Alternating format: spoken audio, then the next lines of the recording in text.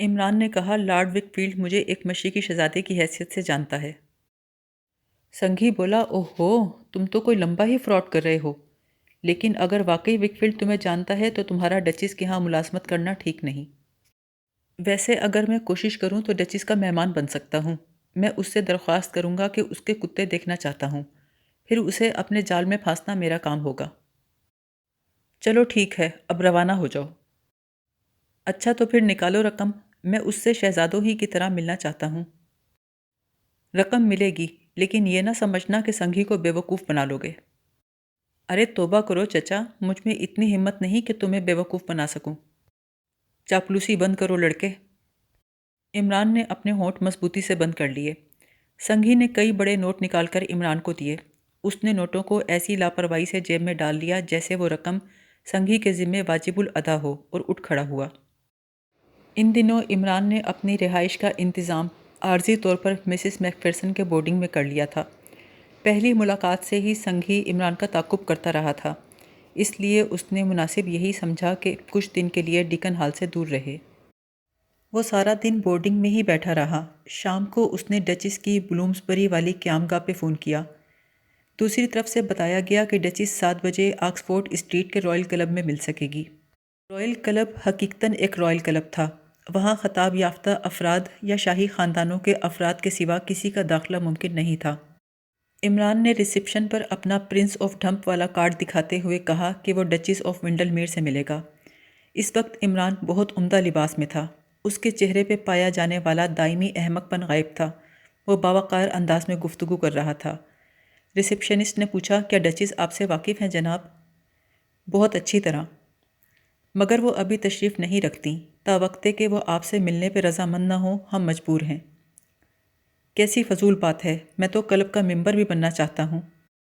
اس کے لیے بھی کلب کے کسی ممبر کی سفارش ضروری ہے جناب۔ سفارش پر پرنس آف ڈھمپ لعنت بھیجتا ہے۔ لیکن جناب، کلب کا قانون یہی ہے۔ اچھی بات ہے، تم بہت جلد رائل کلب کا انجام دیکھ لو گے۔ میں اپنی ریاست میں ایک کلب قائم کروں گا، اس میں شہر بھر کے گدھے باندھے جائیں گے، اور میں کلب کی عمارت پہ لکھوا دوں گا کہ یہ لندن کے رائل کلب کی شاخ ہے۔ آپ ایسا ہرگز نہیں کر سکتے جناب۔ کیوں نہیں کر سکتا؟ وہ ڈھمپ ہے، میری اپنی ریاست۔ اسی اثنا میں ڈچس آف ونڈل میر 2 آدمیوں کے ہمراہ کلب میں داخل ہوئی۔ عمران کو دیکھ کر وہ گرم جوشی سے آگے بڑھی۔ ہیلو ڈھمپ۔ عمران نے مسافے کے لیے ہاتھ بڑھایا۔ Yes your Hines. ڈچس نے عمران کا تعارف اپنے ساتھیوں سے کروایا۔ ان میں ایک سر وک فیلڈ تھا، موجودہ لارڈ ٹیوی وک فیلڈ کا چچا۔ دوسرا نوٹنگم کا شیرف تھا۔ تعارف کے بعد عمران نے اپنے چہرے پہ حماقت طاری کر لی اور ایسے خاموش بیٹھ گیا جیسے بولنے کی ہمت نہ پڑ رہی ہو، اور جب بولتا بھی تو اس انداز سے جیسے اپنے احمق ہونے کا احساس ہے اور ڈرتا ہے کہیں منہ سے کوئی بیوقوفی کی بات نہ نکل جائے۔ کچھ دیر بعد شیرف اور وک فیلڈ اٹھ کر کہیں چلے گئے۔ ان کے جانے کے بعد ڈچس نے عمران سے کہا، تم میرے ساتھ چلو۔ ضرور ڈچس، میں آپ کو اپنی اسکیم کے متعلق بتانے کو بے چین ہوں۔ اچھا، پھر باقی گفتگو گھر پہ ہوگی۔ تم میرے لیے ڈھمپ خاندان کی کاکٹیل بھی بنانا۔ آپ کے لیے تو میں دن رات کاکٹیل بنا سکتا ہوں۔ پتہ نہیں کیوں میں آپ کو اتنا پسند کرتا ہوں۔ میں اس وقت نشے میں نہیں ہوں ڈھمپ۔ رینی کی سالگرہ کی رات تم نے مجھے بہت شرمندہ کیا تھا۔ ارے، میں نے شرمندہ کب کیا تھا؟ وہ کار میں آ بیٹھے تھے، اس لیے گفتگو کا سلسلہ منقطع ہو گیا۔ گاڑی کلب سے نکلی ہی تھی کہ تیز بارش شروع ہو گئی۔ سڑک پر کچھ آگے جانے کے بعد کار اچانک بند ہو گئی۔ عمران نے ڈرائیور سے پوچھا تو اس نے کہا، شاید بیٹری فیل ہو گئی ہے۔ ڈچس کے حکم پر ڈرائیور اپنا رین کوٹ سنبھالتا ہوا نیچے اترا اور چند آدمیوں کی تلاش میں چلا گیا جو کار کو دھکا دے کر سڑک کے کنارے لگا سکیں۔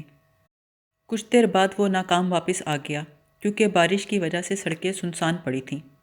عمران نے کہا، ڈرائیور تم سٹیئرنگ سنبھالو، دھکا میں لگاتا ہوں۔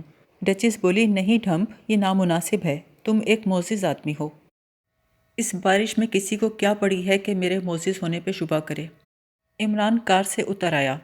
سڑک تاریک نہیں تھی، لیکن بارش کی وجہ سے ہاتھ کو ہاتھ سجھائی نہ دیتا تھا۔ وہ کار کی پشت پہ ہاتھ رکھ کر اسے دھکیلنے لگا۔ اچانک اس کی آنکھوں کے سامنے تارے ناچ گئے۔ سر پہ لگنے والی ضرب اتنی شدید تھی کہ اسے یہ مہلت بھی نہ ملی کہ مڑ کر حملہ آور کی شکل دیکھ سکتا۔ جب اسے ہوش آیا تو اس کے ارد گرد مکمل تاریکی تھی۔ اس نے کہا ڈرائیور گاڑی آگے بڑھاؤ۔ ہم گاڑی میں نہیں ہیں جناب۔ تو ہم کہاں ہیں؟ معلوم نہیں جناب، کچھ لوگوں نے آپ پہ حملہ کیا تھا، میں آپ کی مدد کو پہنچا تو مجھے بھی مارا، اس کے بعد میری آنکھ اب کھلی ہے۔ ماچس ہے تمہارے پاس؟ لائٹر ہے جناب۔ لائٹر کی مدھم روشنی میں عمران نے ادھر ادھر دیکھا۔ دیوار پہ ایک سوئچ نظر آیا۔ سوئچ آن کیا تو کمرہ روشن ہو گیا۔ سامنے فرش پر ڈچس چت پڑی گہری سانسیں لے رہی تھی۔ عمران نے اسے ہلایا جلایا آوازیں دی تو وہ ہوش میں آئی اور بکھلا کر بولی میں کہاں ہوں؟ پتہ نہیں۔ عمران نے گھوم کر اسے اپنے سر پہ لگی چوٹ دکھائی۔ ڈچس کے حلق سے چیخ نکلی۔ وہ عمران کو بازوؤں میں جکڑ کے اس کا سر سہلانے لگی۔ یہ کیا ہو گیا ڈھمپ ڈیئر، ہم کہاں ہیں؟ شاید میک لارنس کے قید میں۔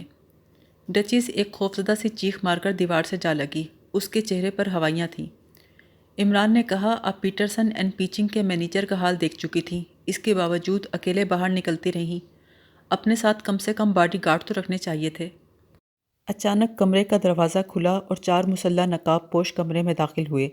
ایک نے آگے بڑھ کر ڈچس کا بازو پکڑا اور اسے فرش سے اٹھانے کی کوشش کرنے لگا۔ عمران نے غصیلی آواز میں کہا اے ہٹو، ہر ہائنس خود اٹھیں گی۔ وہ تینوں ان 4 مسلح نقاب پوشوں کے اشارے پر ایک طویل راہداری سے گزر کر ایک بڑے کمرے میں پہنچے۔ وہاں ایک نقاب پوش کرسی پر بیٹھا تھا۔ کمرے کے ایک کونے میں لوہے کی انگیٹھی تھی جس میں کوئلے دہک رہے تھے۔ کوئلوں کے درمیان لوہے کی سلاخیں پڑی تھیں جن پر لکڑی کے دستے لگے تھے، گویا وہ تشدد کا ارادہ رکھتے تھے۔ عمران آنکھیں گھما گھما کر ان کو اخلاقیات پہ لیکچر دینے لگا۔ وہ ان کو یوم قیامت اور خدا کی باز پرس سے ڈرا رہا تھا۔ پھر اس نے کرائسٹ اور صلیب کا قصہ چھیڑ دیا۔ نقاب پوشوں میں سے ایک نے آگے بڑھ کر اس کا منہ بند کر دیا۔ کرسی پر بیٹھا ہوا نقاب پوش ڈچس سے مخاطب ہو کر بولا کیا خیال ہے، کیلی کے متعلق بتاؤ گی یا نہیں؟ ڈچس کی آنکھوں سے آنسو بہنے لگے۔ رونے سے کام نہیں چلے گا، یا تو تم بتاؤ گی یا یہیں بغیر تابوت کے دفن کر دی جاؤ گی۔ عمران نے غصیلے لہجے میں کہا میری زندگی میں یہ ناممکن ہے کہ ہر ہائنس بغیر تابوت کے دفن کر دی جائیں۔ میں تابوت ضرور مہیا کروں گا، چاہے کچھ بھی ہو جائے۔ یہ کون ہے؟ پتہ نہیں کون ہے، ڈچس کے ساتھ ہی تھا۔ اسے ساتھ لانے کی کیا ضرورت تھی؟ جناب ہم سمجھے شاید یہ بھی کوئی اہم آدمی ہے۔ شٹ اپ، وہ زور سے چیخا۔ عمران نے برا مان جانے والے انداز میں کہا ارے یار، اگر ہم بھی ساتھ آ گئے تو کون سی مصیبت آ گئی؟ اگر کہو گے تو واپس چلے جائیں گے۔ نقاب پوش نے جھلا کر کہا پہلے اس کے مزاج ٹھیک کرو۔ وہاں موجود افراد عمران پہ ٹوٹ پڑے، لیکن عمران کسی بندر کی طرح اچھل کود کر ان کے وار خالی دے رہا تھا۔ جلد ہی 2 آدمی بیکار ہو گئے کیونکہ ان کے گھوسے پوری قوت سے دیوار پر پڑے۔ عمران ہاتھ اٹھا کر بولا ٹھہرو، تم لوگ چاہے جتنی مرضی مار پیٹ کر لو، ڈچس اس کا پتہ نہیں بتائیں گی۔ ہاں اگر شرافت سے پیش آؤ تو شاید بتا بھی دیں۔ ڈچس چلائی میں پھر بھی نہیں بتاؤں گی، چاہے مجھے مار ڈالو۔ کرسی پر بیٹھے ہوئے نقاب پوش نے انگیٹھی میں سے دہکتی ہوئی سلاخ اٹھاتے ہوئے کہا بتانا تو پڑے گا، ورنہ میں تمہیں دنیا کی خوفناک ترین اذیت دینے سے بھی باز نہیں آؤں گا۔ عمران چلایا اے مسٹر، ڈچس کو دہکتی ہوئی سلاخ لگانے سے پہلے تمہیں میری لاش پر سے گزرنا پڑے گا۔ وہ سب عمران پر جھپٹے، لیکن اس بار عمران صرف خود کو بچاتا ہی نہیں رہا بلکہ ان میں سے ایک کا ریوالور بھی چھین لیا۔ خبردار، سب اپنے اپنے ہاتھ اوپر اٹھاؤ۔ وہ بکھلا کر پیچھے ہٹے، پھر ہاتھ اوپر اٹھا لیے۔ عمران نے کرسی پر بیٹھے نقاب پوشوں کے سرغنہ سے کہا تم بھی اپنے ہاتھ اوپر اٹھا لو، تم کیا میرے چچا ہو کہ آرام سے بیٹھے رہو؟ اس نے بھی ہاتھ اوپر اٹھا دیے، لیکن اس کے بعد عمران کو سمجھ نہ آیا کہ اب کیا کرے۔ وہ زندگی میں پہلی بار ایسی صورتحال سے دوچار ہوا تھا کہ اس کے سامنے کئی مسلح جرائم پیشہ لوگ موجود تھے۔ بظاہر اس نے انہیں بے بس کر دیا تھا، لیکن اب فیصلہ نہیں کر پا رہا تھا کہ آگے کیا کرے۔ اسے یہ خیال بھی تھا کہ اس عمارت میں ان نقاب پوشوں کے اور ساتھی بھی ہوں گے۔ عمران اپنے اگلے اقدام کے متعلق سوچ ہی رہا تھا کہ دروازہ دھڑ سے کھلا۔ 5 نئے نقاب پوش کمرے میں گھس آئے اور آتے ہی فائرنگ شروع کر دی۔ پھر ایک نسوانی آواز سنائی دی خبردار، اسے جانے نہ دینا، وہ لمبا آدمی میک لارنس ہے۔ کرسی پر بیٹھا ہوا نقاب پوش اچھل کر باہر بھاگا۔ نئے آنے والے نقاب پوشوں نے لمبے آدمی پہ فائر کیے لیکن وہ نکل بھاگا۔ نئے نقاب پوش ان سب کو چھوڑ کر لمبے آدمی کے پیچھے بھاگے۔ اور پرانے نقاب پوش جنہوں نے ڈچیس اور عمران کو اغوا کیا تھا نئے نقاب پوشوں کے پیچھے۔ اب فائرنگ کی آواز کہیں دور سے آ رہی تھی۔ اس کے کچھ دیر بعد بھاری قدموں کی آوازیں آنے لگیں۔ یہ پولیس تھی۔ ڈچیس بہت خوفزدہ نظر آ رہی تھی۔ عمران کے قریب آ کر آہستہ سے بولی، تم نے وہ آواز سنی؟ وہ کیلی پیٹرسن کی آواز تھی۔ ہائے، آپ نے پہلے کیوں نہ بتایا؟ میں اسے اپنے سینے میں چھپا لیتا، ریوالور سمیت۔ اتنی دیر میں پولیس اس کمرے میں پہنچ گئی جہاں وہ سب موجود تھے۔ ڈچیس نے جلدی جلدی سب حالات پولیس کو بتائے اور بیان لکھوانے کے بعد عمران سے بولی، میری قیامگاہ تک چلو، میں بہت ڈر گئی ہوں۔ میں کیا چلوں؟ میرا تو دم ہی نکل گیا ہے، اور میں کیلی پیٹرسن کے لیے میک لارنس سے اپنی حجامت کیوں بنواتا پھروں؟ او ڈھمپ ڈیئر، چلو نا، اکیلے میں میرا ہارٹ فیل ہو جائے گا۔ ڈچیس، میری مانیے تو کل کے اخبارات میں کیلی پیٹرسن کا پتہ شائع کرا دیجیے۔ پتہ تو میں بھی نہیں جانتی ڈھمپ، آج پورے 1 سال کے بعد میں نے اس کی آواز سنی ہے، یقین کرو۔ یقین کر لیا ڈچیس، لیکن میں لینڈی ڈاگ پیدا کرانے کے چکر میں تھا، میک لارنس کا سامنا نہیں کر سکتا۔ ویسے تم ہو بہت دلیر، تم نے تو ان لوگوں کو تھکا مارا تھا۔ اگر کیلی نہ آ جاتی تو آج میک لارنس تمہارے ہی ہاتھ لگتا۔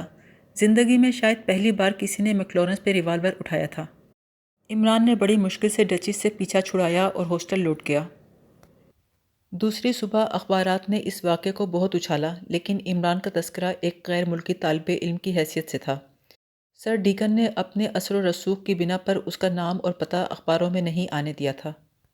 اس صبح عمران پہلی فرصت میں سنگھی کے پاس جا پہنچا اور اسے رات والے واقعات سے آگاہ کیا۔ سنگھی نے کہا، گویا یہ لڑکی کسی فلم کی ہیروئن کی طرح۔ عمران نے کہا، میں بھی ساری رات اسی کے متعلق سوچتا رہا، بڑی سریلی آواز تھی اس کی۔ اب سوچ رہا ہوں کہیں میں کٹی کو بھول ہی نہ جاؤں۔ سنگھی معنی خیز انداز میں مسکرایا لیکن خاموش رہا۔ عمران نے پوچھا، سر وکفیلڈ کب سے تمہارا دوست ہے؟ ہم کچھ سال پہلے اسپین میں ملے تھے۔ یہاں آنے کے بعد کبھی ملے اس سے؟ نہیں، لیکن اب ملنے کا ارادہ ہے۔ مت ملنا، میرا خیال ہے کیلی پیٹرسن اور میک لارنس کی آڑ میں ایک ڈرامہ کھیلا جا رہا ہے۔ کیا مطلب؟ مطلب یہ کہ کل رات میں نے جو کچھ دیکھا بالکل ایک ڈرامہ لگتا ہے۔ کیلی پیٹرسن اچانک اس طرح آ ٹپکی جیسے اس واقعے کی منتظر رہی ہو۔ اس کے ساتھیوں نے میک لارنس اور اس کے آدمیوں پر پے در پے فائر کیے، لیکن کوئی بھی زخمی نہیں ہوا۔ جن لوگوں نے ہمیں اغوا کیا تھا وہ ایسے غائب ہو گئے جیسے گدھے کے سر سے سینگ۔ اس کا مطلب ہے پچھلی رات تم میک لارنس سے نہیں ٹکرائے، لیکن تم اس میں لارڈ وکفیلڈ کو کیوں گھسیٹ رہے ہو؟ اس لیے کہ وہ اور ڈچیس گہرے دوست ہیں، دونوں بہت عرصے آسٹریلیا میں رہ چکے ہیں۔ کیا یہ ناممکن ہے کہ ڈچیس کیلی پیٹرسن کی رقمیں خود ہضم کر رہی ہو؟ اور پھر سر وکفیلڈ کیا کوئی فرشتہ ہے؟ فرشتے تو سنگ ہی کے دوست ہو ہی نہیں سکتے۔ ہاں ہاں ہاں ہاں، تو پھر نکالو آج کی رقم۔ میں نے کل والی رقم تو شہزادہ بننے کے سلسلے میں برباد کر دی۔ اب کوئی رقم نہیں ملے گی لڑکے۔ کیوں کیوں کیوں کیوں؟ کیونکہ تم میرے ساتھ ڈرامہ کر رہے ہو۔ کیا تم ڈیکن ہال میں نہیں رہتے؟ وہ تو پہلے رہتا تھا، اب تو نہیں رہتا۔ وہاں لڑکیاں بہت تنگ کرتی تھیں مجھے، اس لیے ہارلے اسٹریٹ کے بورڈنگ میں اٹھایا۔ برخوردار، تم میرے لیے نہیں لندن پولیس کے لیے کام کر رہے ہو۔ آج تم یہاں سے زندہ نہیں جا سکو گے۔ اچھا ٹھہرو، میں اپنے لیے ایک تابوت کا آرڈر دوں، مگر آج کے 100 پاؤنڈ تو تمہیں دینے پڑیں گے۔ سنگھی نے عمران کو تھپڑ مارا، لیکن عمران نے کرسی الٹ دی اور جلدی سے کھڑے ہوتے ہوئے بولا، دیکھو خبردار، اگر میرے چوٹ آئی تو میرے ڈیڈی تمہیں گولی مار دیں گے۔ ہاں۔ سنگھی خاموش تھا، اس کے پتلے پتلے ہونٹ بھیجے ہوئے تھے۔ اس نے اپنی نگاہیں عمران کے چہرے پہ گاڑ رکھی تھیں، پھر اس نے چاقو نکال لیا۔ عمران نے اپنے جسم میں ایک ٹھنڈی لہر دوڑتی محسوس کی، لیکن اس نے اوسان خطا نہیں ہونے دیے۔ پھر اپنی جیب سے فاؤنٹین پین نکالتے ہوئے بولا، ارے مجھے چاقو دکھاتے ہو؟ دیکھو تو صحیح تمہاری کیسے درگت بناتا ہوں۔ اس سے پہلے کہ سنگھی عمران پر وار کرتا، عمران کے فاؤنٹین پین سے ایک چھوٹا سا شعلہ نکلا، جس کی بنا پر ایک دھماکہ ہوا اور کمرے میں دھواں سا پھیل گیا۔ سنگھی بری طرح کھانسنے لگا، اس کے ساتھ ساتھ وہ اپنی آنکھیں بھی مل رہا تھا۔ پھر اس نے چیخ کر چینی زبان میں کچھ کہا۔ دھوئیں سے بچنے کے لیے عمران باہر بھاگا، لیکن سنگھی کی آوازیں سن کر کئی چینی آ گئے تھے۔ ان سب نے مکوں اور تھپڑوں کی بارش کر دی۔ 2 کے ہاتھ میں چاقو بھی تھے۔ اب اس کے سوا کوئی چارہ نہیں تھا کہ عمران خود کو زمین پہ گرا دیتا۔ اسے صرف 1 سیکنڈ کی مہلت درکار تھی، اور یہ مہلت اسے زمین پہ گرتے ہی مل گئی۔ اس کے گرنے پہ وہ سمجھے کہ عمران کو چاقو لگ گیا ہے۔ وہ سنگھی کی طرف متوجہ ہو گئے۔ عمران نے جست لگائی اور کمرے سے نکل گیا۔ اسے نکلتا دیکھ کر چینی اس کے پیچھے لپکے۔ عمران نے راہداری میں بھاگتے ہوئے آگ آگ چیخنا شروع کر دیا۔ راہداری کے آخری سرے پہ صدر دروازہ تھا جو اس وقت بند تھا، مگر شاید اس کی قسمت اچھی تھی کہ ٹھیک اسی وقت ایک آدمی دروازہ کھول کر اندر داخل ہوا۔ عمران اسے اپنے ساتھ لیتا ہوا گلی میں جا پڑا اور ایک بار پھر آگ آگ آگ چیخنا شروع کر دیا۔ اس آدمی نے بھی بے اختیار آگ آگ کہنا شروع کیا۔ باہر سے کچھ لوگ اندر کو جھپٹے، اندر سے نکلنے والے چینی باہر لپکے، آپس میں ٹکرا گئے اور ہر طرف آگ آگ کا شور ہو گیا۔ اس ہنگامے کے بعد سنگھی کے آدمی اپنا سر پیٹتے رہ گئے، کیونکہ عمران کا کہیں پتہ نہیں تھا۔ ڈچز آف ونڈل میر اسی دن عمران سے ملنے ڈیکن ہال پہنچ گئی۔ صبح سنگھی سے جھگڑ کے لوٹنے کے بعد سے اب تک عمران باہر نہیں نکلا تھا۔ ڈچز نے کہا، ڈھمپ، کل رات تو تم نے کمال کر دیا۔ کمال میں نے نہیں، کیلی پیٹرسن نے کیا ہے۔ واقعی، کیلی حیرت انگیز لڑکی ہے۔ اسے خود احساس ہوا ہوگا کہ بوڑھی ڈچز خطرے میں ہے۔ پھر بھی میں سوچتی ہوں اگر تم ساتھ نہ ہوتے تو کیا ہوتا۔ پتہ نہیں کیا ہوتا، مگر ایک تلخ تجربے سے گزرنے کے بعد بھی آپ اس طرح پھر رہی ہیں۔ آپ کو معلوم ہونا چاہیے کہ میکلارنس لندن کا زلزلہ کہلاتا ہے۔ او ڈھمپ ڈیئر، میری گاڑی میں 2 مسلح باڈی گارڈ موجود ہیں، اور پھر میکلارنس مجھے صرف ڈرا دھمکا سکتا ہے، قتل نہیں کر سکتا، کیونکہ کیلی میری حفاظت کر رہی ہے۔ لیکن مائی لیڈی، ایک بات سمجھ نہیں آئی، آخر یہ میکلارنس کیلی کے پیچھے کیوں پڑ گیا ہے؟ خدا جانے کیوں پیچھے پڑ گیا ہے۔ لندن میں کیلی سے زیادہ مالدار عورتیں ہیں، پھر بھی اسی کے پیچھے پڑا ہے۔ پھر ڈچیز نے مسکرا کر کہا، میرے ساتھ ونڈر میل چلو نا۔ معافی چاہتا ہوں یور ہائنس، ابھی تو میری شادی بھی نہیں ہوئی، میں اتنی جلدی مرنا پسند نہیں کروں گا۔ بہانے مت کرو ڈھمپ، میں جانتی ہوں تم اتنے بزدل نہیں ہو۔ اتنے میں میز پہ پڑے فون کی گھنٹی بجی۔ عمران نے ریسیور اٹھا کر کہا، ڈھمپ اسپیکنگ۔ دوسری طرف سے سر ڈیکن نے پوچھا، تو تم گھر پہنچ گئے؟ ہاں، میں مسٹر چرچل سے مل آیا ہوں۔ میں نے اسے کہا ہے کہ میں اس کی اسکیم پہ 4 لاکھ پاؤنڈ تک خرچ کر سکتا ہوں۔ یہ کیا بک بک کر رہے ہو؟ سر ڈیکن نے جھنجھلا کر کہا، یوں تو میں 10 لاکھ پاؤنڈ کی انویسٹمنٹ کر سکتا ہوں، لیکن فی الحال 4 لاکھ ہی مناسب ہیں۔ ویسے مسٹر چرچل مجھ سے مل کے بہت خوش ہوئے۔ عمران، انسان بنو، سر ڈیکن کی آواز میں غصہ تھا۔ درست کہا، لیکن مسٹر چرچل کو یہ تو کہنا چاہیے تھا کہ میں رات کا کھانا اس کے ساتھ ہی کھاؤں۔ سر ڈیکن نے ببھر کر کہا، میں آ رہا ہوں، وہیں آ کے تمہارا دماغ درست کرتا ہوں۔ اچھا ٹھیک ہے، فی الحال 150 گھوڑے خرید لو۔ دوسری طرف سے ریسیور پٹخنے کی آواز آئی۔ ڈچیز حیرت سے عمران کو دیکھ رہی تھی۔ آج کل بڑی لمبی رقمیں خرچ کر رہے ہو پرنس۔ بات دراصل یہ ہے ڈچیز، میں ایک نیا تجربہ کرنے جا رہا ہوں۔ آسٹریلین اور عربی گھوڑوں سے نئی نسل بناؤں گا۔ آج میں نے مسٹر چرچل سے اسی موضوع پہ گفتگو کی ہے۔ ان کا بھی خیال ہے کہ یہ اسکیم بڑی نفع بخش ثابت ہوگی۔ ڈچیز ہنستے ہوئے بولی، چرچل نے تمہیں الو بنایا ہوگا، اسے تم مجھ سے زیادہ نہیں جانتے۔ اگر مجھے الو بنایا تو میں مسٹر چرچل اور گریٹا گاربو سے ایک نئی نسل بنانے کے امکان پہ غور کروں گا۔ اس نسل کے لوگ بڑے گول مٹول اور خوبصورت ہوں گے۔ تو تم میرے ساتھ ونڈل میڈ نہیں چل رہے؟ نہیں ڈچیز، اب مجھے لینڈی ڈاگ سے کوئی دلچسپی نہیں رہی۔ مگر میری خاطر تمہیں ونڈل میڈ آنا پڑے گا۔ ضرور ڈچیز، لیکن کسی اور دن۔ ضرور آنا پرنس، میں تمہیں بہت پسند کرتی ہوں۔ Bye prince. ڈچیز کے جاتے ہی رومیلا اور رینی آندھی طوفان کی طرح اسٹڈی میں داخل ہوئیں۔ شاید وہ ساتھ والے کمرے میں کھڑی ان کی گفتگو سن رہی تھیں۔ رینی نے جھگڑنے والے انداز میں پوچھا، یہ ڈچیز سے تمہارا رشتہ کیا ہے؟ عمران نے اکڑ کر کہا، ہم دونوں ہی شاہی نسل سے ہیں۔ بہت خوب شہزادے، ویسے ہم افسوس کرنے آئے تھے۔ زلزلے نے تمہارا کمرہ تباہ کر دیا ہے نا، اس پر۔ عمران دوڑتا ہوا اپنے کمرے کی طرف گیا۔ کمرے کی ہر چیز الٹی پڑی تھی۔ تصویروں کے فریم چکنا چور ہو چکے تھے۔ آسانی سے ٹوٹ جانے والی چیزوں میں سے ایک بھی سلامت نہیں تھی۔ عمران نے ایک ٹھنڈی سانس لی اور گھنٹی کا بٹن دبا دیا۔ اس کا آئرش ملازم کمرے کو اس حالت میں دیکھ کے بکھلا گیا۔ جناب والا، میں نے اپنی ماں سے سنا تھا کہ گدھوں کے گرد خبیث روحیں منڈلاتی ہیں۔ ان دیواروں پہ گدھوں کے سر دیکھ کر میں ہمیشہ کانپ جاتا تھا۔ عمران اسے گھونسا دکھا کر چیخا، خبیث روحوں کے بچے، ابھی ٹھیک کرو یہ کمرہ۔ اسی وقت بٹلر نے سر ڈیکن کی آمد کی اطلاع دی۔ عمران اسٹڈی میں چلا آیا۔ سر ڈیکن ابھی بیٹھے بھی نہیں تھے، لگتا تھا وہ فون کا ریسیور رکھتے ہی گھر چلے آئے تھے۔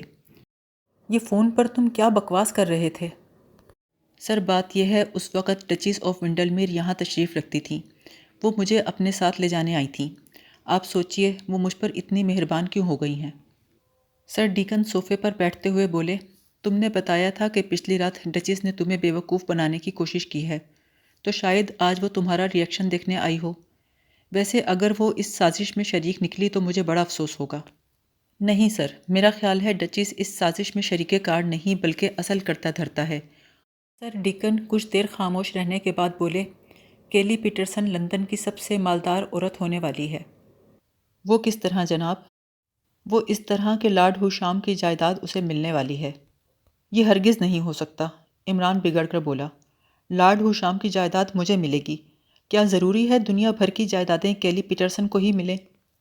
سر ڈیکن نے کہا، کیلی پیٹرسن کا قصہ زیادہ دیر نہیں چلے گا، کیونکہ لارڈ ہوشام کا ترکہ اس وقت تک منتقل نہیں کیا جائے گا جب تک کیلی منظر عام پر نہ آئے۔ لیکن سر لارڈ ہوشام کا کیلی پیٹرسن سے کیا تعلق ہے؟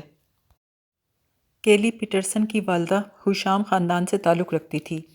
لارڈ ہوشام کے گزرنے کے بعد اس خاندان کا کیلی کے سوا کوئی اور فرد باقی نہیں بچا، لہٰذا اپنے ننیال کی جانب سے کیلی پیٹرسن تمام ترکے کی وارث قرار پائی ہے۔ عمران نے کچھ دیر سوچنے کے بعد کہا، سر کیا لارڈ ہوشام اور ڈچیس آف ونڈلمیر میں کبھی کوئی تعلق تھا؟ میرا مطلب ہے کیا ڈچیس کو کبھی اس بات کا علم رہا ہوگا کہ ایک دن کیلی پیٹرسن ہوشام خاندان کے تمام ترکے کی وارث ہو جائے گی؟ سر ڈیکن نے کچھ دیر سوچنے کے بعد کہا، ڈچیس اور ہوشام کے درمیان تو کوئی خاص دوستی نہیں تھی۔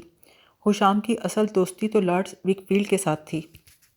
شہر میں ہونے والی ہر تقریب میں دونوں ایک ہی میز پر بیٹھا کرتے تھے۔